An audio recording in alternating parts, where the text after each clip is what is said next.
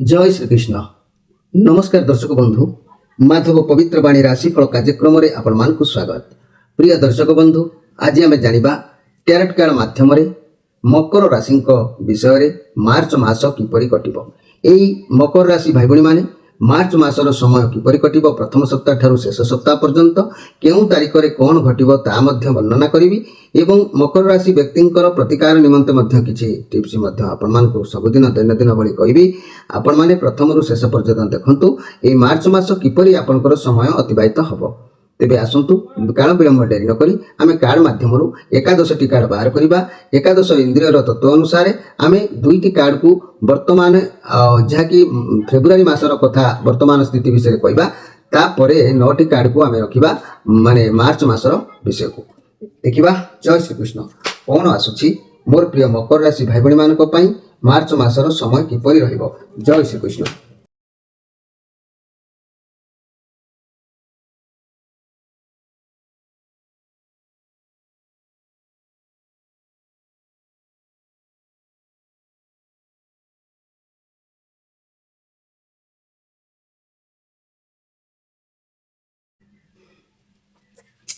जय श्रीकृष्ण। आमे मकर राशि भाई भणी मानक पई सर्वप्रथमे फेब्रुआरी मासर जो जतिक दिन बाकी अछि आमे सेही विषय जानिबा। वर्तमान स्थिति मोर प्रिय मकर राशि भाई भणी मानक पई कोन अछि। एडी आसीछि द हेरोपेंट आउ फोर ऑफ सोर्स कार्ड। तेबे आमे देखिबा एई जो सोर्स कार्ड आसीछि बहुत डर आपनक भितर गोटे रहउछि, टेंशन भी रहउछि, अतीतर बहुत किछि सहिछंती, किछि भाबी पारुनांती, समस्यार समाधान आपनक पाखरे अछि कि नाही। टिके शांत रहि जांतु बंधु, शांत रहंतु। परिस्थिति कहउछि आपण जेते शांत रहिबे समस्यार सेते जल्दी बाहर को बाहरी आसीबे। जहाँ असुविधा अछि आपण दिमाग ही समाधान करि पारिबे। अजथा कଳି झगड़ा रे पड़ंतु नाही। वर्तमान समय कहउछि एकुटिया रहिके अनुभव करंतु। ये वर्तमान परिस्थिति एई टाइप रो आपनकर गति करूछि। एठी परवर्ती कार्डटी कहउछि द हेरोपेंट कार्ड। ये बुद्धंकर कार्ड अछि। आपनकर विश्वास भगवान को ऊपर भी रहउछि, आपनकर मन धार्मिक रहउछि। एमिति आपनकर मन सर्वदा ईश्वर को पाखरे समर्पणर चेष्टा आपण करूछंती। आपनकर डाक मध्य ईश्वर को पाखरे पहुंचुछि बंधु। आपण बुद्धि बहुत मजबूत अछि। लोकमानकर समस्या आपनकर द्वारा समाधान हे पारिबो। आपण जहाँ भी किछि करंतु ना काहेकि आपनकर हृदय मन सब किछि समान रहइबो। भय करिवार किछि नाही।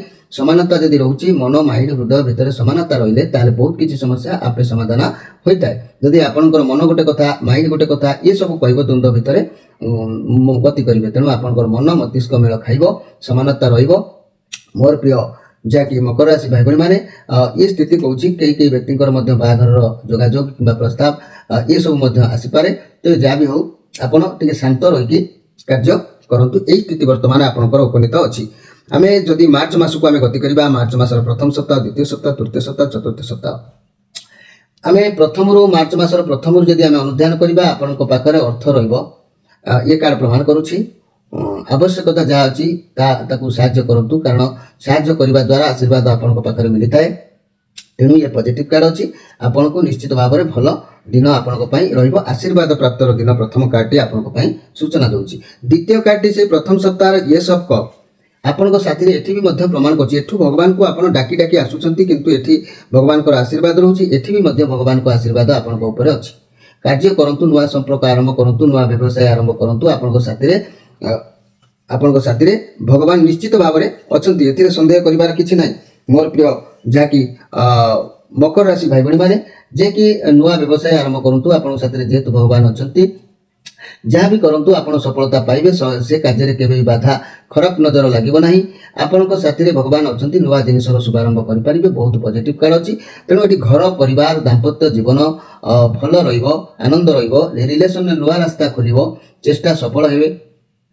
व्यवसाय माने नुआ किछि आरंभ करिवे, नुआ व्यवसाय आरंभ करिवे। बहुत भल दिन अछि। छात्र छात्री माने उत्तम पाठ पढ़ा पढ़ी रे उत्तम स्टेज को जिबार जोग मध्य होउछि। तेणु प्रथम सप्ताहटी मध्य आपनक पई यथा तथा भाव में समय अतिबाहित हबो। आमे द्वितीय सप्ताह को यदि गति करिबा, द्वितीय सप्ताह रे queen of pentacles card, queen of cup card. ये क्वीन जो आसीछि, ये जो क्वीन जो आसीछि, ये क्वीन कार्ड ये बहुत सुंदर कार्ड आसीछि। ये राहुंकर कार्ड आसीछि। ये राहुंकर कार्ड जो आसीछि ये भी मध्य पॉजिटिव कार्ड अछि। आपनक पाखरे धन दौलत मान मर्यादा सब किछि रहइबो। आपण कौन परिस्थिति को भावी चिंती करंतु, आपन को सफलता मिलिबो।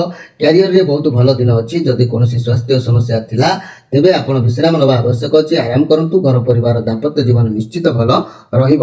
ମନର କିଛି ଦୁଃଖ କରିବାର ନାହିଁ। ଇଏ ରାହୁଙ୍କର କାର୍ଡ ପଜିଟିଭ କାର୍ଡ ଅଛି। ଏ ମାସରେ ଆପଣଙ୍କ ପାଖରେ ଧନ ଦୌଲତ ମାନ ମର୍ଯ୍ୟାଦା ସବୁ କିଛି ରହିବ। ଆପଣ କୌଣସି ପରିସ୍ଥିତିକୁ ଭାବିଚିନ୍ତି କରନ୍ତୁ, ଆପଣଙ୍କୁ ଶୀଘ୍ର ସଫଳତା ମିଳିବ। କ୍ୟାରିୟରରେ ବହୁତ ଭଲ ଦିନ ଅଛି। ଏ ମାସରେ ଯାହା କିଛି ସ୍ୱାସ୍ଥ୍ୟ ସମସ୍ୟା ଥିଲା ଆପଣ ଟିକେ ବିଶ୍ରାମ ନେଲେ ନିଶ୍ଚିତ ସମସ୍ୟାର ସମାଧାନ ହେବ। କିନ୍ତୁ ଇଏ କୁଇନ୍ ଅଫ୍ ପେଣ୍ଟାକ୍ଲସ୍ କାର୍ଡ, ଫେର ଏଠି ଆସିଲା କୁଇନ୍ ଅଫ୍ କପ୍ କାର୍ଡ। କାହିଁକି କୁଇନ୍ ଅଫ୍ ଆସିଲା? ତେଣୁ ଇଏ ବି ମଧ୍ୟ ଆପଣଙ୍କୁ ଭଲ ପାଇବା ବାଣ୍ଟିବା, ଭଲ ଭାବ ପ୍ରବଣତା, ଆପଣ ପରିବାରର ଦାୟିତ୍ୱ ଇଏ ସବୁ ଆପଣଙ୍କ ମୁଣ୍ଡ ଉପରୁ ରହିବ। ଲୋକମାନଙ୍କୁ ସାହାଯ୍ୟ ଆପଣ କରିବାର ମନୋଭାବ ରହିବ। ବହୁତ ଉତ୍ତମ କଥା। ସମସ୍ତଙ୍କୁ ଉତ୍ତମ ଶିକ୍ଷା ଭଲ ପାଇବା ଦେବେ। ଇଏ ବି ପଜିଟିଭ କାର୍ଡ ଅଛି। ଆପଣଙ୍କ ପାଇଁ ଭଲ ଦିନ ନିଶ୍ଚିତ ଭାବରେ ଅଛି। ତେବେ ଦ୍ୱିତୀୟ ସପ୍ତାହଟି ମଧ୍ୟ ସୁନ୍ଦର କାର୍ଡ ଆସିଛି। ଆମେ ତୃତୀୟ ସପ୍ତାହକୁ ଯଦି ଗତି କରିବା ଆହୁରି ସୁନ୍ଦର କାର୍ଡ ଆଖି ଆଗକୁ ଆସୁଛି। ଦ ଲଭର କାର୍ଡ, ଦ ସନ୍ କାର୍ଡ। ଏଇ ତୃତୀୟ ସପ୍ତାହରେ ଦ ଲଭର କାର୍ଡ କହିଲେ ମନେ ରଖନ୍ତୁ ଆପଣଙ୍କର ଉପରେ ବହୁତ ଅଧିକ କାମ ରହିବ। ଆପଣଙ୍କ ମାଇଣ୍ଡ ମନ ସବୁ ବାଲାନ୍ସରେ ରହିବ। ଏ ମାସରେ ବର୍ତ୍ତମାନ ଆପଣ ବୁଝିପାରିବେ ଆପଣଙ୍କ ଜୀବନର ମୂଲ୍ୟ କ'ଣ, କ'ଣ କରିବା ଉଚିତ, କ'ଣ ନ ଉଚିତ, ସତ୍ୟତା ରଖିବେ, ଆପଣ ଠିକ ଡିସିସନ ନେଇପାରିବେ।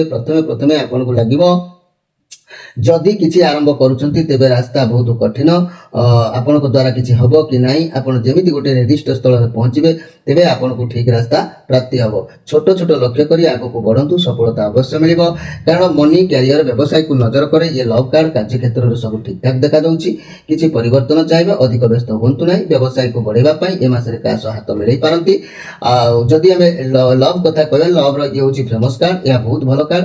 ବହୁତ ଭଲ ସୁସମ୍ପର୍କ ଗଠନ କରିବାର କାର୍ଡ ଇଏ ହେଉଛି ଲଭର କାର୍ଡ। ତେଣୁ ଆପଣମାନେ ଯେଉଁମାନେ ପ୍ରେମୀ ଯୁଗଳ ଅଛନ୍ତି ସେମାନଙ୍କ ପାଇଁ ବହୁତ ସୁନ୍ଦର ସମୟ ଅତିବାହିତ ହେବ। ଶୁକ୍ରଙ୍କ କାର୍ଡ ଅଛି ଇଏ, ଯାହା ବି ତା ପ୍ରେମ କରିବାର ସୁନ୍ଦର ଯୋଗ ଯେଉଁମାନେ ପ୍ରେମୀ ଯୁଗଳଙ୍କ ପାଇଁ ଇଏ ବହୁତ ସୁନ୍ଦର ଯୋଗ ଏ ମାସରେ। ତେଣୁ ଇଏ ନିଶ୍ଚିତ ଭାବରେ ବହୁତ ସୁନ୍ଦର କାର୍ଡ ଆସିଛି। ଦିନ ଭଲ ଅଛି, ପଜିଟିଭ କାର୍ଡ ଆସିଛି। ଏଠି ଆଉ ଏକ କାର୍ଡ ଆସିଛି ମେଜର ଆର୍କାନା। ମୋର ପ୍ରିୟ ମକର ରାଶି ଭାଇ ଭଉଣୀମାନେ, ପରବର୍ତ୍ତୀ କାର୍ଡଟି ପଜିଟିଭ କାର୍ଡ ଅଛି ଦ ସନ୍ କାର୍ଡ। ଏହାର ମାନେ ଆପଣଙ୍କ ସଫଳତା, ଆପଣଙ୍କ କ୍ଷତି, ଆପଣଙ୍କ ସବୁ କାର୍ଯ୍ୟ ସଫଳ ହେବ। କୌଣସି ଦ୍ରବ୍ୟର ଅଭାବ ଦେଖାଯାଉ ନାହିଁ।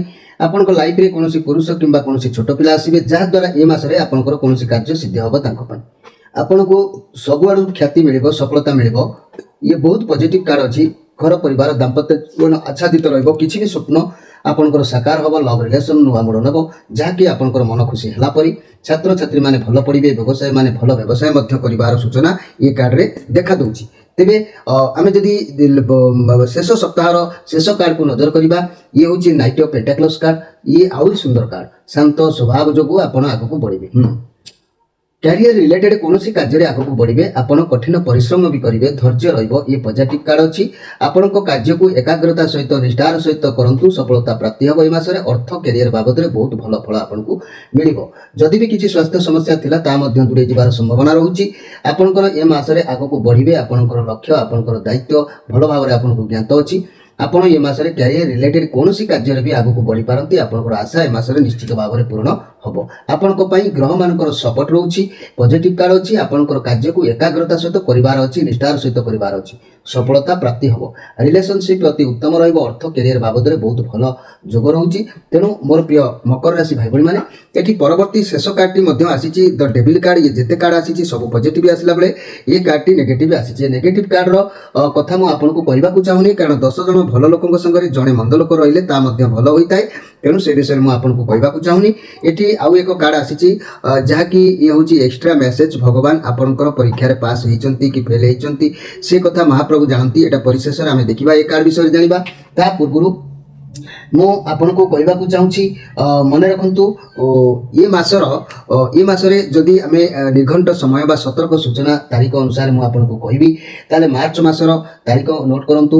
1 ତାରିଖ 2 ତାରିଖ ଅର୍ଥ ପ୍ରାପ୍ତିର ମାନେ କୁଶଳ ସମାଚାର ଆପଣଙ୍କୁ ପ୍ରାପ୍ତି ହେବ। 3 ରୁ 4 କର୍ମ ସ୍ଥିତି ବିକ୍ଷିପ୍ତ ଚିନ୍ତା ଟିକେ ରହିବ। ଏବଂ ଯଦି ଆମେ ଦେଖିବା 5 ରୁ 11 ଆତ୍ମସନ୍ତୋଷ ରହିବ। କର୍ମ ମାନେ କୁଶଳତା, ପାରିବାରିକ ସୁଖ ଶାନ୍ତି, ଉତ୍ସାହ, ବୁଦ୍ଧି, କର୍ତ୍ତବ୍ୟ ଏସବୁ ମଧ୍ୟ ଭଲ ରହିବ। କିନ୍ତୁ 12 ରୁ 14 ଶାରୀରିକ ମାନସିକ କ୍ଲେଶ ବାଧାବିଘ୍ନ ଟିକେ ରହିବ। 15 16 ସ୍ଥିତିରେ ସୁଧାର ଆସିବ। ତାପରେ ଫେରେ 17 ରୁ 25 କାର୍ଯ୍ୟ ସିଦ୍ଧି ହେବ, ସଫଳ ପାଇବେ। ଭ୍ରମଣ ଯୋଗ ରହିଛି, ବୁଲାବୁଲି କରିବେ, ଉନ୍ନତି କରିବେ, କୁଟୁମ୍ବରେ ସୁଖ ମଧ୍ୟ ପାଇବେ। ଆଉ 26 ରୁ 28 ଟିକେ ବିରକ୍ତି ଭାବ ସୃଷ୍ଟି ହେବ।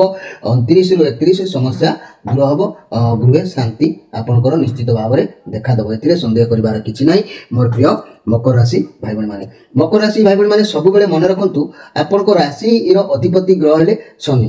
ଶନି ଯଦି ସବୁବେଳେ ଆପଣଙ୍କ ଉପରେ ସନ୍ତୁଷ୍ଟ ରହିବେ ଆପଣ କ'ଣ କରିବେ ନା ପ୍ରତ୍ୟେକ କାର୍ଯ୍ୟରେ ନିର୍ଦ୍ୱନ୍ଦ୍ୱରେ ନିର୍ବିଘ୍ନରେ ଆପଣ କାର୍ଯ୍ୟ କରିପାରିବେ। ଶନି ଯଦି କୌଣସି କାରଣବଶତଃ ଅସନ୍ତୁଷ୍ଟ ରହିଲେ, ଦୁର୍ବଳ ରହିଲେ ଆପଣଙ୍କ ରାଶି ଉପରେ, ତାହେଲେ କ'ଣ ହେବ ଆପଣଙ୍କ ଉପରେ ବିଭିନ୍ନ ସମସ୍ୟା ଆରମ୍ଭ ହୋଇଯିବ।